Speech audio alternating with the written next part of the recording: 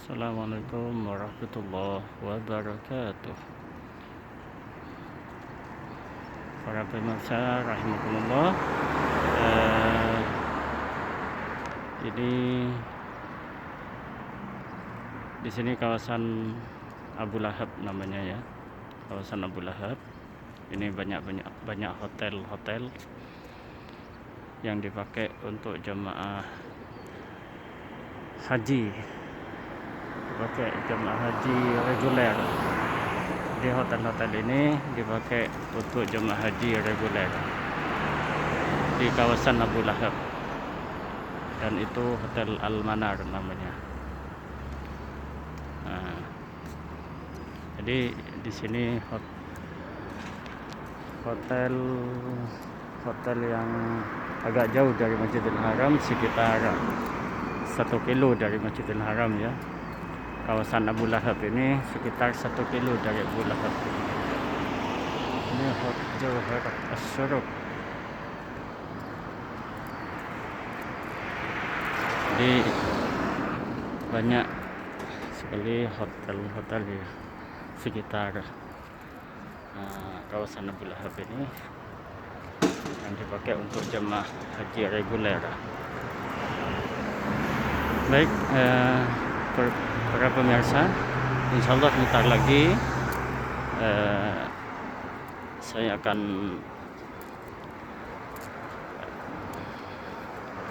review untuk tempat lokasi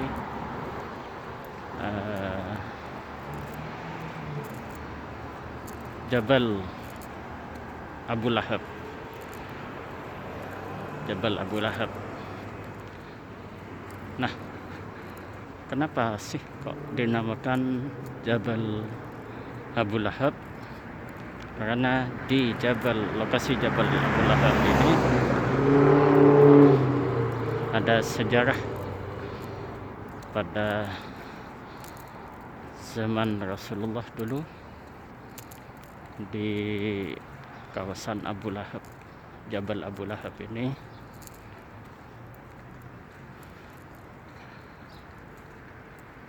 jadi ketahuilah para pemirsa, Abu Lahab itu salah satu dari paman Rasulullah yang non muslim, yang kafir ya, diajak untuk masuk Islam, gak mau, selalu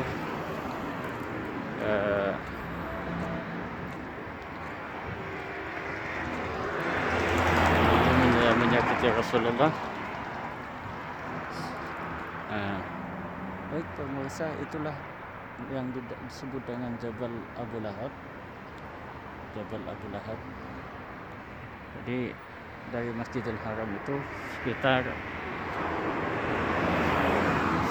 1 kilo kawasan Jabal Abu Lahab. Jadi ini dikasih pagar ya, dikasih pagar. Pemirsa rahimakumullah, sejarah dari Abu Lahab, sejarah singkat saja, bahwasanya dulu ketika Abu Lahab wafat, ketika meninggal, Abu Lahab itu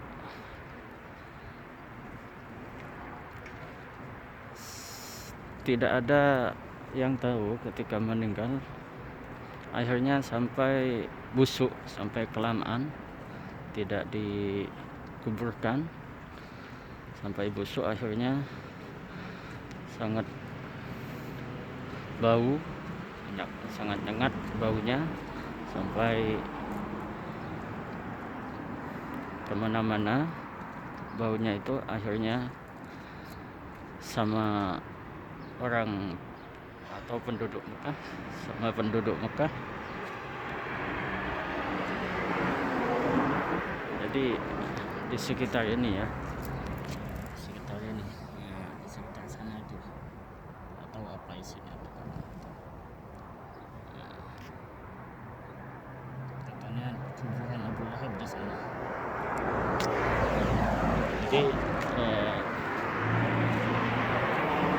tatkala penduduk Makkah menguburkan Abu Lahab itu secara sadis ya, secara hina menguburkannya itu, karena tidak kuat terhadap bau busuknya itu.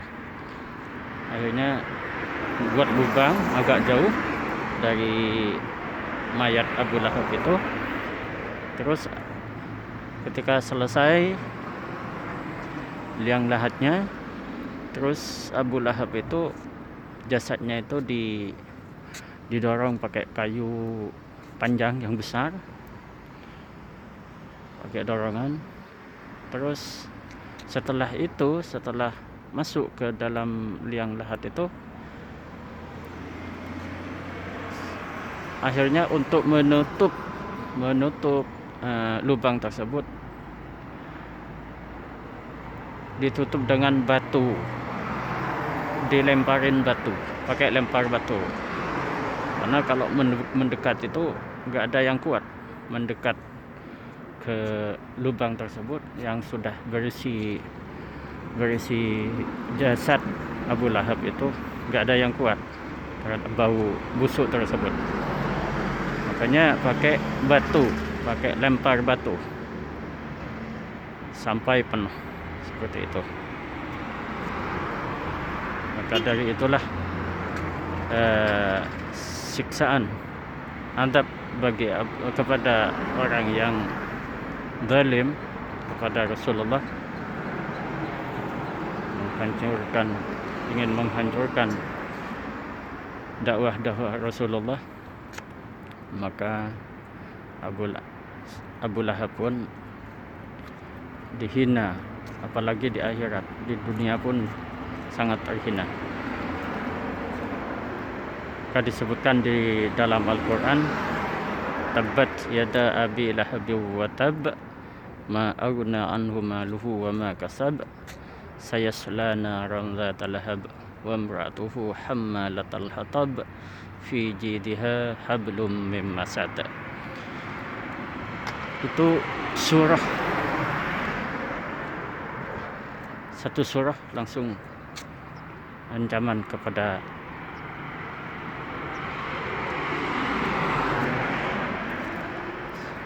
Abu Lahab. Yang kisah dari Abu Lahab cukup satu surah, tabbat yada abi lahab wa tab, celaka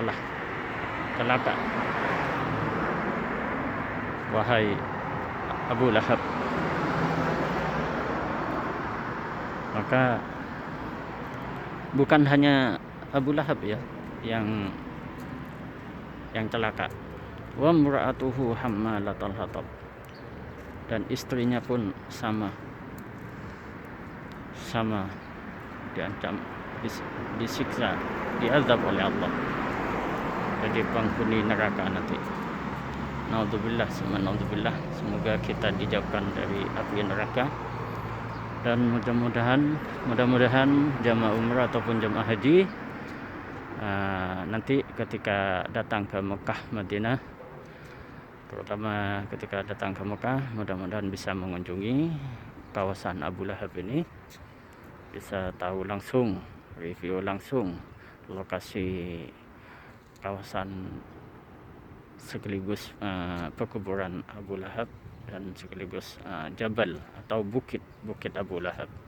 Jadi kawasan inilah yang disebut dengan Jabal Abu Lahab.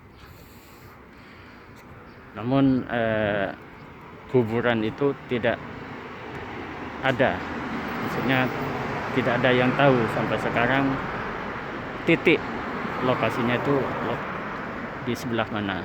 Yang penting di lokasi Jabal atau lokasi gunung atau bukit Abu Lahab ini.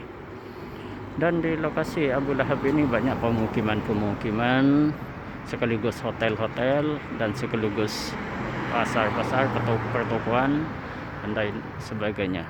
Dan termasuk di sini kawasan Abu Lahab ini banyak tempat servis mobil ya, tempat servis mobil. Namun pagi ini tutup toko pertokoan servis mobil ini tutup.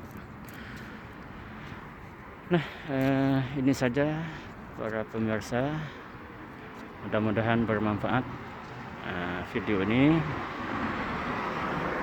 dan kita dijauhkan oleh Allah dari azab Allah, dari siksa Allah, dan mudah-mudahan diselamatkan dunia sampai akhirat, dan tentunya nanti insyaallah mudah-mudahan Allah memberi rahmat kepada kita sehingga kita bisa dimasukkan ke surga Allah bersama Rasulullah dengan rahmat Allah, birahmatika ya arhamar rahimin. Akhirnya dari kami mohon maaf, kurang lebihnya mohon maaf. Wabillahi taufiq wal hidayah. Wassalamualaikum warahmatullahi wabarakatuh.